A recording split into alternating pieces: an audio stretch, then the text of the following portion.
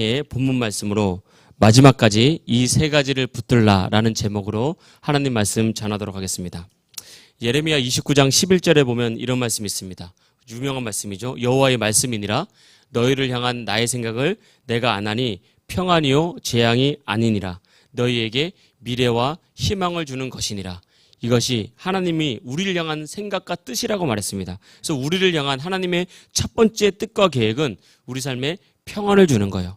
여러분 삶이 평안하도록 무엇을 하든지 가정에서 또 직장에서 사업을 통해서 어떤 일이라든지 우리 삶을 평안하게 만드시는 것, 이것이 하나님께서 우리를 향한 첫 번째 계획이고, 두 번째는 우리에게 비전을 주시는 것입니다. 비전을 주셔서 꿈을 갖게 하고 또 믿음을 가지고 그 꿈으로 인생을 열고 미래를 열게 하시는 것, 이것이 우리를 향한 기본적인 하나님의 뜻이죠. 그러나 우리는 이 땅을 살아가면서 한계에 부딪힐 때가 많습니다. 하루하루 최선을 다해서 삶을 살아가지만 막상 미래를 생각하면 막막하게 보일 때가 있고 또 길이 보이지 않을 때도 많죠. 그리고 세상을 보고 나를 보면 내가 너무 연약해 보이고 나는 할 수 없는 것 같고 나는 아무런 힘도 없는 것 같아서 막연한 두려움과 불안함에 빠질 때도 정말 많습니다. 그래서 항상 세상을 보고 상황을 보면 늘 한숨밖에 나오지 않는 경우가 정말 많죠. 그러나 반대로 그러한 상황이라 할지라도 눈을 들어서 하나님 보면 하나님께서 그 어둠을 물리쳐 주시고 길을 열어주시고 우리 인생의 비전과 꿈을 허락해 주신 것입니다. 그래서 믿는 사람들은 이 땅을 살아갈 때 언제나 세상을 보는 것이 아니라 하나님을 보고 꿈을 꾸고 또 하나님께서 인도하실 거라는 확신을 가지고 살아가는 존재가 그리스도인입니다. 또 그렇게 살 수 있도록 성령님께서 우리를 돕고 있다는 것을 우리가 알아야 되는 거죠. 우리가 출애굽기를 살펴보고 있는데 출애굽기에 보면 정말 많은 기적이 나옵니다. 우리가 이스라엘 백성들이 한계를 만날 때마다 하나님께서 그 한계를 넘어설 수 있도록 크신 손과 강한 팔로 역사하시는 거죠. 홍해라는 그런 바다를 건너게 하셨습니다. 그리고 마라의 쓴물이 단물로 바뀌게 하셨고요. 정말 구름 기둥과 불 기둥으로 보호하시고 인도하셨고 또 먹을 것이 없을 때는 만나와 메추라기를 주셔서 먹게 하시고 공급해 주시고 보호해 주셨습니다. 지금도 하나님은 살아계십니다. 할렐루야. 지금도 하나님 살아계십니다. 할렐루야. 지금도 하나님 살아계셔서 우리가 주님을 바라볼 때 주님께서는 홍해를 갈라주시고 만나와 메추라기를 공급해 주시고 구름기둥 불기둥으로 우리를 보호하시고 인도하신 줄 믿습니다. 우리가 이 세 가지 은혜를 경험하면서 하나님께서 약속하신 꿈의 땅, 하나님께서 여러분의 비전을 이루기까지 우리 가기 위해서 이런 은혜를 경험하기 위해서 오늘 말씀은 이 세 가지를 붙들라는 말씀인데, 첫 번째 말씀을 딱 붙들고요 마지막까지 꿈을 꾸라는 거예요. 마지막에 꿈을 꾸십시오. 여러분 사람의 인생에 꿈과 비전이 없으면 그 인생은 곧 사실은 죽은 인생과 마찬가지다라고 많은 사람들이 말하고 있습니다. 여러분 그런데 우리가 알아야 될 것은 우리 이 땅을 살아가면서 어려서부터 지금까지 꿈이 없고 비전이 없는 그런 인생들이 정말 많다고요. 그래서 인생이 사실은 발전이 없고 하나님의 축복을 누리지 못해요. 왜냐하면 비전이 없는 인생은 하나님께서 주실 축복이 없는 거예요. 하나님 우리가 믿음으로 꿈을 꾸고 믿음으로 바라보는 만큼 주시는 겁니다. 하나님께서 아브라함에게 말했습니다. 눈을 들어 동서남북을 바라보라. 네가 보는 것을 다 너에게 주겠다. 또 한 번 말했습니다. 너는 일어나서 동서남북을 걸어봐라. 네가 밟는 땅을 내게 주겠다. 그렇게 말씀하셨다고요. 근데 우리가 믿음으로 보는 것이 없고 믿음으로 밟는 것이 없으면 하나님께서 우리 삶에 어떤 축복을 주는지 아무도 알 수 없는 거예요. 축복이 안 올 수도 있습니다. 특별히 우리 학생들, 청년들 하나님 안에서 꿈과 비전을 갖길 축복합니다. 성령님은 꿈의 영이고 비전이지 영이시기 때문에 성령 충만 받고 성령 받으면 여러분을 가슴을 뛰게 만드는 꿈과 비전을 반드시 주시는 것입니다. 여기서 여러분 우리는 한 가지, 그럼 비전이 무엇인가? 성경적인 정의를 내려야 됩니다. 비전은 흔히 말하는 내가 이루고 싶은 꿈이나 소원, 목표가 비전이 아닌 거죠. 그건 내 목표입니다. 성경에서 비전은 하나님께서 나에게 말씀으로 보여주신 것, 그 말씀을 성취하라고 하나님께서 보여주신 것, 그게 비전이에요. 그래서 우리는 비전을 발견하기 위해서 하나님께서 보여주셔야 되니까 자꾸 하나님께 가까이 가야 됩니다. 하나님께 가까이 가다 보면 하나님께서 눈을 열어주시고 하나님께서 마음을 열어주셔서 아, 나에게 이 말씀 주시는구나, 이 삶을 취하라고 하시는구나 라고 하나님께서 알려주시는 것입니다. 그래서 세상은 꿈을 말할 때 네가 하고 싶은 것이 뭐냐라고 묻습니다. 네가 하고 싶은 것이 뭐냐. 그러나 성경은 우리에게 말할 때 그렇게 말하지 않고 하나님께서 너에게 주신 말씀이 뭐냐 이렇게 묻는 거예요.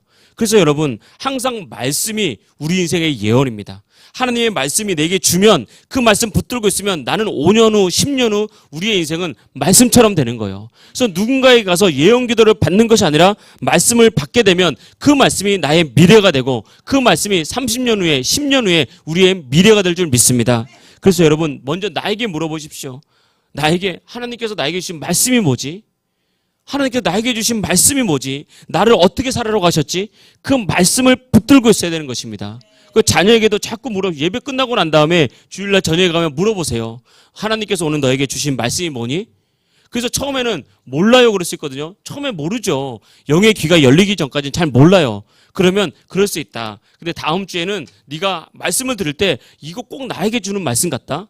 아니면 혹시 나한테 들으라고 하는 말씀인가? 그런 말씀이 있는지 살펴봐라. 하나님은 여러분에게 꼭 나 들으라고 하는 말씀이 있다고요. 지난주에는 그러더라고요.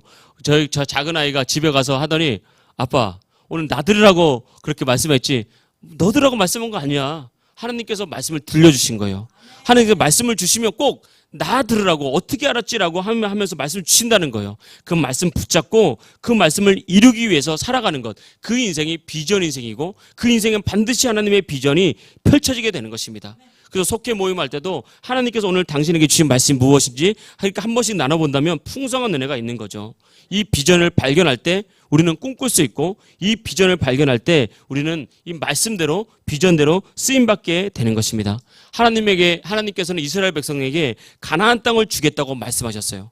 그것이 이스라엘 백성들의 비전이었습니다. 그리고 하나님은 너희들을 나의 백성 삼겠다고 말씀하셨어요. 하나님의 백성이 되는 것이 이스라엘 백성들의 비전이었다는 거예요. 그래서 하나님은 이 비전을 이루기 위해서 모세를 세워서 지도자로 세워서 모세를 통해서 애굽에서 나오게 하셨고 가나안 땅으로 출발하게 하셨다는 거예요. 그 가나안 땅으로 가는 과정, 이 광야 생활, 이것이 바로 출애굽기에 나온 이런 사건들인 것입니다. 그래서 하나님께서는 이 광야 생활 꿈을 이루기 위해서 광야로 보내시면서 이 광야길을 걷는 동안 2달 만에 우리가 살펴본 것처럼 시내산에 도착했습니다. 그래서 시내산에서 하나님께서 모세를 불렀다고요. 그래서 모세는 시내산에 올라가서 하나님과 교제하면서 성막에 대한 계시를 받고 제사장에 대한 계시를 받고 하나님께서 직접 쓰신 두 돌판에 직접 쓰신 10계명을 가지고 내려오게 되었습니다. 그 기간이 40일이었다고 40일. 광야에서 정말 아무것도 의지할 곳 없는 곳에서 40일 동안 지도자 없이 이스라엘 백성들이 광야 시내산 아래서 지내야 됐습니다. 그때 이스라엘 백성 안에 불안이 찾아왔고 두려움이 찾아왔던 거예요. 모세가 열흘이 지나도 안 들어오고 20일이 지나도 안 들어오는 거예요.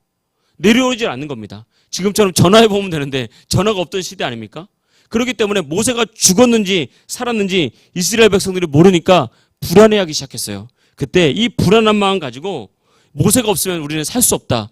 이런 마음으로 모세의 형이었던 아론을 불렀습니다. 아론에게 말했습니다. 모세가 죽은 것 같다. 이제 모세가 죽은 것 같으니까 네가 우리 지도자가 되어서 우리를 인도할 신을 만들어라. 그러니까 여호와 하나님을 잃어버리고 신을 만들어라 그런 거예요. 근데 이 아론은 하나님을 두려워할 줄 몰랐습니다. 모세는 하나님을 두려워하고 백성을 두려워하지 않았거든요.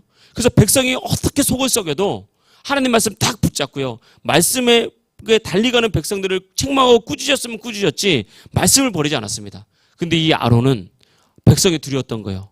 그래서 하나님의 말씀을 버리고 백성의 말을 들었어요. 그래서 말했어요. 너희들 지금 금귀고리 다 하고 있지 않냐? 다 가져와라. 그래서 금귀고리를 다 가져왔어요. 그걸 가지고 새기고 녹여서 금송아지를 만들고 이 금송아지가 우리를 인도한 하나님이다라고 말하고 세우면서 금송아지에게 우상숭배하게 만들었습니다. 백성들의 마음이 흡족했죠. 이제 뭔가 의지할 것이 생겼잖아요. 금송아지가 우리의 신이라 그러니까 그 앞에서 제사 드리고 그 앞에서 뛰어놀면서 우리의 신이라고 했던 거예요. 사람은 다 누구나 의지할 것이 필요합니다. 의지할 것이 필요하지 않는 사람이 아무도 없다고요. 이스라엘 백성들도 모세가 떠나니까 이제 모세를 의지하고 모세를 통해서 하나님을 봤는데 그게 사라지니까 이제 금송아지 만들어서 의지할 대상을 찾게 된 것입니다. 이 사건으로 이스라엘 백성 3천여 명이 죽었습니다. 하나님의 징벌로 죽게 되는 큰 비극이 생기게 된 것입니다. 읽지 않았지만 32장 28절 말씀 보겠습니다. 32장 28절 레위 자손이 모세의 말대로 행하여 이날에 백성 중에 3,000명 가량이 죽임을 당하니라. 이 레위 지파의 사람들, 제사장들이 칼을 뽑아가지고 이 우상 숭배하고 음란했던 이 이스라엘 백성들을 쳐서 하나님의 진노를 멈추게 했던 것을 알 수 있습니다. 이스라엘 백성들이 하나님을 잃어버린 거예요. 하나님을 잃어버리니까 말씀을 잃어버린 거죠. 말씀을 잃어버리니까 가나안 땅이 곧 비전이었는데 비전을 잃어버리게 된 겁니다. 결과적으로 하나님을 잃고 말씀을 잃고 비전을 잃어버리니까 어떤 일이 생겨요? 내가 의지할 것을 찾게 되어 있어요. 사람은 다 이렇게 되어 있습니다. 그래서 우리가 마지막 순간에도 결코 하나님을 의지하는 이 믿음을 잃어버리면 안 되고 우리에게 주신 말씀을 잃어버리면 안 되는 것입니다. 우리 인생도 마찬가지죠. 여러분의 인생을 향한 하나님의 크고 비밀한 계획이 있습니다. 하나님 나 같은 거 사용하시겠냐고. 나 이렇게 예배도 제대로 안 드렸는데, 기도도 제대로 안 했는데, 나 믿음도 별로 없는데 나를 사용하겠어요? 아닙니다. 여러분을 향한 위대한 계획이 있습니다. 너는 내게 부르짖으라. 내가 내게 응답하겠고 내가 알지 못하는 크고 은밀한 일을 보이리라. 하나님의 계획이 분명히 있습니다. 그래서 여러분 꿈을 꿔야 됩니다. 내가 하나님의 나라를 위해서 온 세상과 열방을 위해서 쓰임받는 인생이 되겠다. 나는 부족해도 하나님 역사하시는 것입니다. 우리의 부족함을 보지 말고 전능하신 하나님 봐야 되는 거예요. 우리 교회도 때가 되면 하나님께서 반드시 쓰시고 영혼구원의 도구로 쓰시고 나라와 민족과 열방 앞에서 영혼을 구원하는 하나님의 나라로 하나님의 교회로 쓰실 줄 믿습니다. 이렇게 우리가 비전 갖고 가는 거죠. 그러면 그 삶을 하나님께서 딱 붙드십니다. 정말 하나님 붙드십니다. 내가 말씀 붙잡고 있으면 내가 말씀 붙잡고 있는 것 같은데 그 말씀이 나를 붙잡는다니까요. 내가 예배에 나오면 내가 예배에 나온 것 같지만 그때 베푸시는 하나님의 은혜가 우리를 붙들고 우리를 이끌어가는 거예요. 이 은혜가 저와 여러분에게 있기를 주의 이름으로 축복합니다. 제가 청년 시절에 대학 다닐 때 비전을 가진 선후배들이 있었습니다. 그러니까 비전을 있으니까 확실히 기도하는 게 틀려요. 비전이 있으니까 고난을 이겨내는 게 남다르다는 그런 경험을 많이 했습니다. 비전을 가지고 있었는데 이 몇 명의 이제 이 선후배들의 비전이 뭐냐면 나는 기독 교사가 되어서 학생들에게 복음을 심겨주고 그 학생들이 대학을 갈 거 아닙니까? 대학을 가고 직장 생활하고 사회 곳곳에 퍼지면 사회 곳곳에 퍼진 그 학생들이 그 자리를 변화시키는 그런 꿈을 꾸겠다. 그런 선생님이 되겠다는 비전을 품고 기도하더라고요. 근데 우리가 꼭 기억해야 됩니다. 우리가 아무것도 하지 않으면 편해요. 아무것도 하지 않으면 힘들지 않다고요.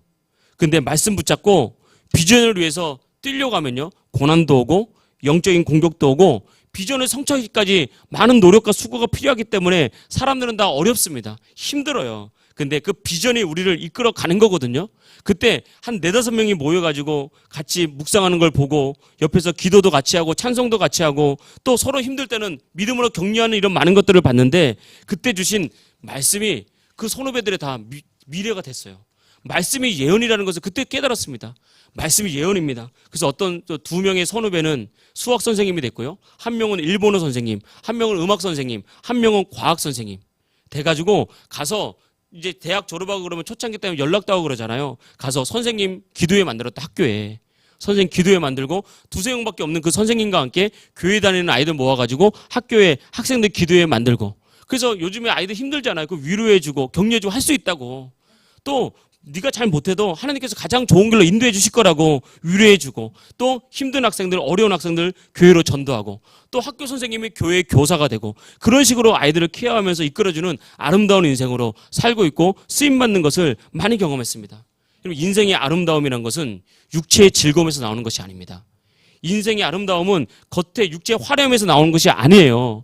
인생의 아름다움은 편안한 가운데서 나오는 것이 아니라 진정한 아름다움은 하나님의 관계 속에서 나오는 거예요. 내가 하나님을 정말 사랑하고 하나님의 사랑이 우리 안에 확 들어오잖아요. 그럼 그 사람이 행하는 모든 것이 그렇게 귀해 보여요. 너무 소중하고 너무 아름답고 그 사람 인생을 보면 정말 복된 인생이다.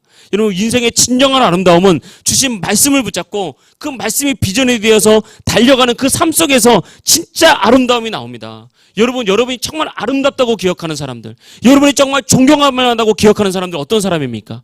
육체의 아름다움을 추구했습니까? 아니면 겉보기의 화려함을 추구했습니까? 아니요. 그런 건 잠시 잠깐이라고요. 그게 아니라 고난이 있고 어렵지만 그럼에도 불구하고 생명을 살리기 위해서 피곤한 몸을 이끌고 엎드려 기도한 그런 어머니의 기도를 정말 우리가 아름답게 보지 않습니까? 진정한 아름다움. 그것을 우리의 믿음의 세대가 물려받아야 됩니다. 왜 우리의 부모님은 그렇게 신앙생활을 했는데 왜 우리는 육체의 편안함을 따라서 살아가야 됩니까? 마귀에게 속고 있는 거예요. 진정한 아름다움, 진정한 능력은 하나님과의 친밀함을 유지하고 그 말씀이 비전이 되어서 달려가는 몸부림치는 과정에서 나중에 그 과정도 아름다움 뿐만 아니라 그 결과에도 아름다움이 뿜어져 나오면서 후회 없는 인생이 되고 영혼을 살리고 쓰임받는 그런 인생이 되는 것입니다. 저와 여러분이 이런 인생 되기를 주의 이름으로 축복합니다. 우리는 모두 구원받은 하나님의 자녀가 되었습니다. 너무 큰 은혜와 너무 큰 축복을 받은 거죠. 우리가 이 구원받은 자리에서 머물지 말고 계속 꿈을 꾸면서 또 하나님께 쓰임받고 또 여러분에게 주신 비전을 꿈꾸면서 살아가서 정말 비전 인생이 되는 하나님 백성 되기를 주의 이름으로 축복합니다. 두 번째 말씀은 마지막까지 사랑을 꿈꾸라는 것입니다. 이스라엘 백성들의 범죄를 봤죠. 모세가 산에서 내려왔습니다. 모세가 산에서 내려왔는데 막 깜짝 놀란 거예요. 이스라엘 백성들이 막 춤을 추고 있는데 보니까 이건 하나님을 예비하는 그런 모습이 아니었던 거예요. 그래서 이제 하나님께서 모세에게 말씀하십니다. 32장 7절 보겠습니다. 여호와께서 모세에게 이르시되 너는 내려가라. 내가 애굽 땅에서 인도하여 낸 내 백성이 부패하였도다. 그러니까 하나님께서 선택한 백성, 모세가 이끌어온 이스라엘 백성들이 부패한 거예요. 이 부패했다는 것은 무엇입니까? 우상 숭배에 빠져서 자기의 만족에 빠지기 시작하면서 하나님을 떠나기 시작했다는 거죠.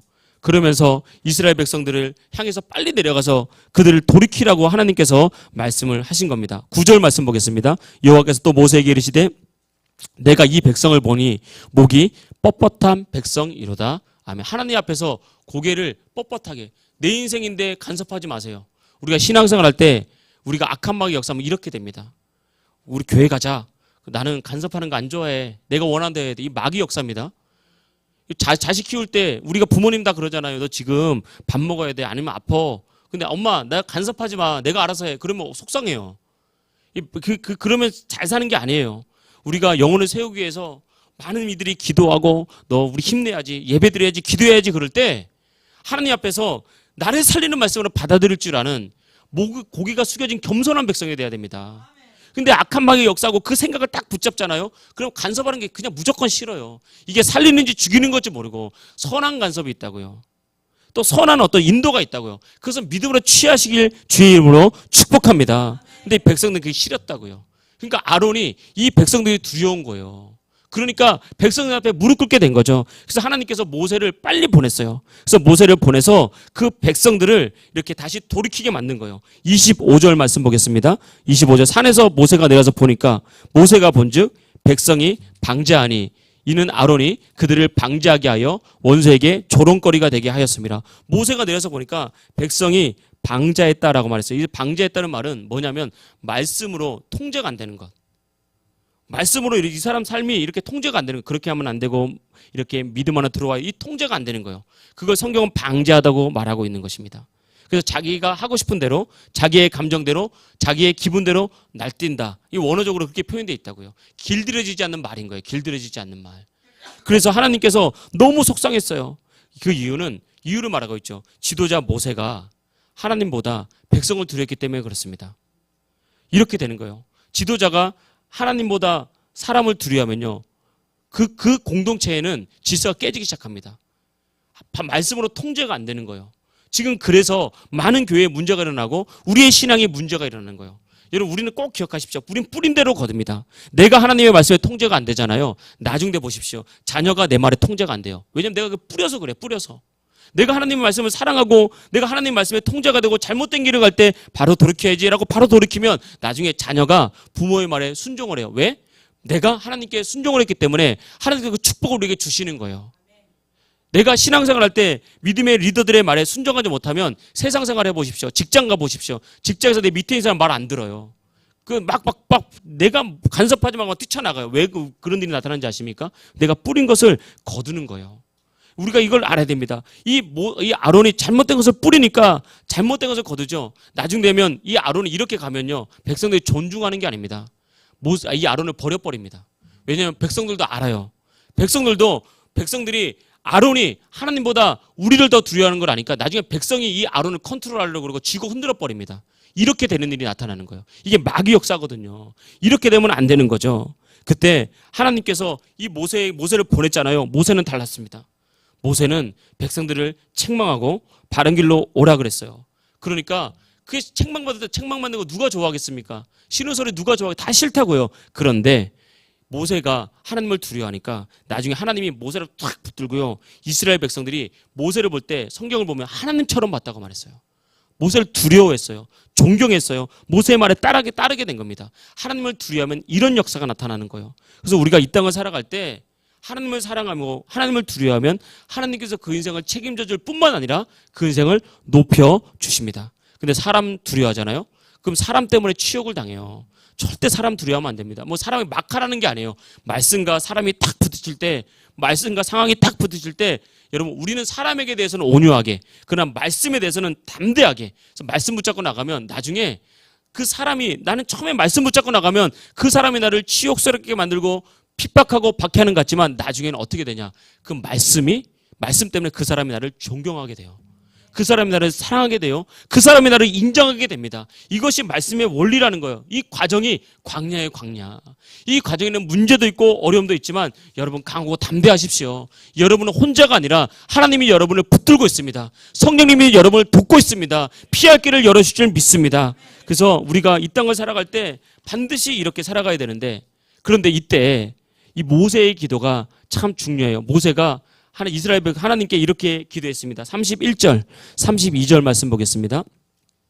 모세가 여호와께 다시 나아가 여짜오되 슬프도소이다. 이 백성이 자기들을 위하여 금신을 만들어 싸우니 큰 죄를 범하였나이다. 그러나 이제 그들의 죄를 사하여 주옵소서. 그렇지 아니하시오면 원하건대 주께서 기록된 책에서 내 이름을 지워 버려 주옵소서. 아멘. 우린 첫 번째 여기서 놀라운 이 말씀의 맥락과 관계없지 않은 놀라운 비밀을 기록하고 있습니다. 우리는 예수님을 믿으면 나의 이름이 생명책에 기록되는 걸로 생각을 해요. 그렇지 않습니다. 이 세상에 태어난 모든 사람들은 하나님의 생명책에 다 기록되어 있어요. 그런데 내가 예수님을 믿지 않으면요, 그 생명책에 이름이 지워지는 거예요. 우리 32절 후반절에 볼까요? 나를 기록하신 책에서 내 이름을 지워달라 그러잖아요. 그러니까 없는 거를 넣는 것이 아니라 다 있습니다. 여러분의 이름이 생명책에 다 있어요. 믿지 않는 사람도 하나님의 생명책에는 이미 다 있습니다. 다 이름이 적혀 있어요. 그런데 예수님 믿지 않으면 그 생명책에서 지워지는 거예요. 근데 이 모세의 기도가 대단하죠. 차라리 나를 생명책에 지어달라. 생명책에서 자신의 영혼을 판다 그러죠. 자신의 영혼을 걸고 하나님께 기도하고 있잖아요. 사랑으로 기도하고 있잖아요. 그때 하나님께서 이스라엘 백성을 용서해 주십니다. 우리가 기억해야 될 것은 우리는 이 세상에서 신앙생활하고 살아가면서 마지막까지 하나님의 사랑을 붙들어야 돼요. 우리는 내가 지금까지 내 노력으로 살아온 것 같아요. 내 노력으로 뭔가 이룬 것 같아요. 그러나 그렇지 않습니다. 성경을 보면 하나님께서 하나님의 크신 날개로 우리를 업어서 키우고 여기까지 인도하셨다고 말하고 있습니다. 출애굽기 19장 4절 화면을 한번 넘겨주시죠. 다 같이 한번 출애굽기 19장 4절 읽겠습니다. 시작. 내가 애굽 사람에게 어떻게 행하였은가? 내가 어떻게 독수리 날개로 너희를 업어 내게로 인도하였음을 너희가 보았느니라. 아멘. 여러분 다 하나님의 은혜가 있었기 때문에 주님께서 우리를 이 자리에 이끄신 것입니다. 하나님의 사랑은 결코 여러분들을 포기하지 않습니다. 하나님의 사랑은 결코 실패하지 않습니다. 하나님의 사랑은 언제나 우리에게 있습니다. 그래서 피 흘리신 십자가 앞으로 겸손히 나오기만 하면 그 사랑이 여러분 붙드는 거예요. 하나님이 나를 사랑하지 않는 것이 아니라 내가 하나님 앞에 나오지 못하는 것이고, 하나님이 나를 사랑하지 않는 것이 아니라 내가 그 사랑을 믿지 못하는 것이고, 하나님이 나를 사랑하지 않는 것이 아니라 내가 내 갈 길로 가려고 고집을 피우는 것 뿐이라는 것입니다. 그럼 언제든지 내가 주님, 나는 아무것도 할 수 없습니다. 두 손 들고 주님께 나옵니다. 라고 주님께 나오면 주님께서 우리를 받아주시고 우리를 기다려주시고 우리를 불쌍히 여기셔서 강한 손으로 우리를 붙드시고 인도하실 줄 믿습니다. 이 갚을 수 없는 사랑을 받은 우리도 모세처럼 기도할 줄 알아야죠. 사랑하며 섬길 줄 알아야 됩니다. 하나님 정말 우리 연약한 영혼 붙들어 주십시오. 내가 구원하고자 하는 그 영혼 구원시켜 주십시오. 정말 주님의 몸된 교회를 세워주십시오. 우리가 사랑받은 우리가 먼저 사랑받았으니까 이 사랑으로 우리도 끝까지 영혼을 사랑하고 또 하나님을 사랑하고 섬기며 세움을 받는 그런 인생 되시길 주의 이름으로 축복합니다. 마지막 세 번째는 마지막까지 기도를 붙들라는 거예요. 모세가 이스라엘을 살린 것은 기도죠. 기도. 모세는 항상 이스라엘을 기도로 살렸습니다. 홍해 앞에서 다 죽는다 그럴 때 하나님 앞에 엎드려 기도했을 때 하나님께서 이스라엘을 살려주셨습니다. 아말렉과의 전쟁에서 다 전멸당할 수 없는 상황에서 모세는 산꼭대기에 올라가서 두 손을 높이 들고 기도했더니 하나님께서 아말렉을 쳐서 물리치시고 살려주셨습니다. 오늘도 하나님께서는 이 방제한 이스라엘 백성들을 멸하시고 모세를 통해서 새로운 나라를 세우려고 하셨을 때 모세가 기도하잖아요. 안 됩니다. 하나님께서 선택하신 백성입니다. 이 백성 끝까지 살려주십시오라고 기도할 때 그 기도를 통해서 이스라엘 백성들을 다시 살려주시잖아요. 우리 인생도 마찬가지입니다. 여러분, 우리가 기도할 때 하나님의 생명의 역사가 우리 안에 나타나게 되는 것입니다. 기도가 살리는 거예요. 우리가 집중 기도회 하잖아요. 집중 기도회. 여러분, 내가 기도하는 것 같지만 기도가 나를 살립니다. 기도가. 여러분, 정말 기도하는 하나님의 백성 되십시오. 기도가 여러분의 인생을 살리고 기도가 여러분의 자녀를 살려요. 기도를 할 때 내가 행할 길을 알려주십니다. 내가 어떻게 행해야 되는지, 내가 기도해서 지혜를 구하다 보면 내가 자녀를 세우기 위해서 어떻게 해야 되는지, 가정을 세우기 위해서 어떻게 해야 되는지, 내가 어떻게 신앙생활을 해야 되는지 주님께서 알려주시면서 우리를 살려주신다는 거예요. 살다가 꿈이 사라질 때가 많죠. 꿈이 사라질 때가 참 많고요. 삶이 어려워서 괴로울 때가 너무너무 많습니다. 염려와 근심이 나를 사로잡을 때가 많아요. 겉으로는 웃고 있지만 속으로는 불안과 두려움에 빠질 때가 참 많습니다. 그때 예전에 많이 불렀던, 우리 부모님 세대에 많이 불렀던 찬양 있잖아요. 기도할 수 있는데 왜 걱정하십니까? 기도할 수 있는데 왜 염려하십니까? 주님 앞에 마음 열고 나가 무릎 꿇고 기도해 보세요. 이게 답입니다. 이게 다. 답이 아직 멀리 있는 게 아니라 우리가 엎드려 기도할 때 하나님께서 살리시고 일하시는 거예요. 기도할 때 악한 마귀가 두려워 떠나가는 것이고, 기도할 때 닫힌 문이 열리고, 기도할 때 나를 붙잡고 있는 두려움이 떠나가게 되고, 기도할 때 비로소 하나님이 나를 복 주시는구나 보게 되는 거예요. 그걸 봐야 복이 오는 거예요. 믿음으로 축복과 승리를 보면 여러분의 진짜 축복이 오고 승리가 올 줄 믿습니다. 그래서 여러분, 성경에 보니까 남성들은요, 두 손 들고 기도하라 그랬어요. 왜 남성들은 두 손 들고 기도하라 했을까요? 이건 상징적인 의미예요. 남자들이 여자들보다 고집이 더 세요. 고집이 더. 그 깨질 때까지 오래 걸려요. 두 손 들라는 것은 진짜 포기해라. 하나님이 너의 완전 주인 삼아라. 근데 남자들이요, 두 손 들고 기도하기 시작하잖아요. 남성들의 목소리가 열리기 시작하잖아요. 그 가정에 놀라운 기적이 진짜 나타납니다. 하나님께 그렇게 이 세상을 창조하셨어요. 그렇게 남성들을 가정의 머리로. 그래서 여러분, 남성들이 진짜 두 손 들고 가장 깊은 곳에서 십자가 붙들고 눈물 흘리며 기도하기 시작하잖아요. 그러면 막 자녀들이 팍팍팍 살아납니다. 할렐루야. 그런 남성들 되게 축복합니다. 그 어머니들은 어떤 기도? 눈물의 기도. 어머니 눈물의 기도. 정말 엄마가, 여성들이 가지고 있는 이 사랑이란 게 있거든요. 이 끈이란 게 있거든요. 참 대단하죠. 지금 이제 저기 그 성찬이가 엄마 무릎에 이렇게 딱 기대고 있어요. 그 남자들은요, 저거 저렇게 못합니다. 남자들은요, 일어나. 남자들 좀만 일어나라니까. 그 집에 가가지고 너 일로 와봐. 이 남자 이래요. 근데 엄마들은요, 딱 안아요. 안아서 얘기를 해요. 이게 물론 아빠의 사랑도 필요합니다. 아빠의 사랑이 잘못됐다는 게 아니에요. 아빠는요, 원칙을 엄하게, 성경적 엄하게 원칙을 제공해서 기준을 세워야 됩니다. 기준은 친절함으로 나타나지 않거든요. 이 모세처럼 엄격하게 딱. 그때 엄마는요, 뒤에서 아이를 확 품어주고, 아빠는 그래서 그런 거 아니야. 아빠는 너를 살리기 위해서, 너를 사랑해서 그런 거야. 아빠의 사랑을 받아야 돼. 그리고 우리 잘 살아보자. 그래서 엄마는 이게 돼요. 여성은요, 눈물의 기도예요. 남자들은 두 손 높이 들고, 여성들은 막 엎드려서 아버지 살려주세요, 살려주세요. 은혜 베풀어 주세요. 그게 딱 만나잖아요. 남성들의 손 드는 기도와 여성들의 눈물의 기도가 만나잖아요. 그 가정은 폭발적으로 변화됩니다. 주님의 축복이 있고 교회 안에 능력이 나타나기 시작하게 될 것입니다. 우리가 여러분 염려, 걱정, 여러분 주님께 맡기십시오. 주님께서 반드시 해결해 주십니다. 부르짖어 기도할 때 하나님께서 크고 놀라운 계획을 우리 삶에 이룰 줄 믿습니다. 우리 옆 사람과 한번 인사할까요? 목소리가 열리면 인생이 열립니다. 목소리가 열리면 인생이 열립니다. 할렐루야.